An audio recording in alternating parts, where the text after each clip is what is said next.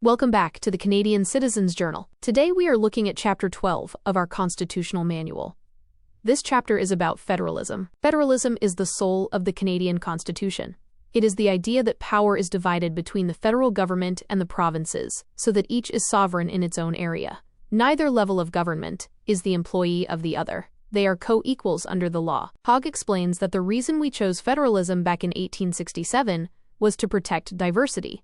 The people who built this country knew that a central government in one city could not possibly understand the local needs, languages, and cultures of every region. Federalism was the solution to keep the country together while letting the provinces stay unique. However, federalism creates a constant tension. Hogg describes three main characteristics of a federal system. First, the division of powers must be written in a constitution that is hard to change. Second, there must be an independent referee, which is the court system.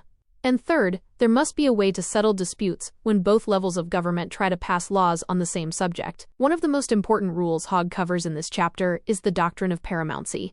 This rule says that if a federal law and a provincial law are both valid but they contradict each other so much that you cannot obey both, the federal law wins. But the courts only use this as a last resort. They prefer to let both laws exist whenever possible. In 2026, we are seeing the federal government use its powers to push deep into provincial territory, often using the excuse of national emergencies or national concerns. By understanding Chapter 12, we can see that federalism is a shield.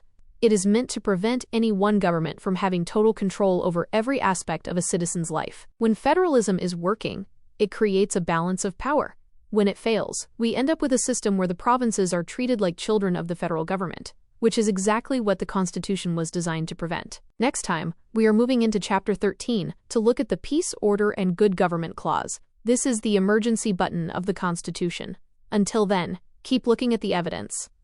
This is the Canadian Citizens Journal.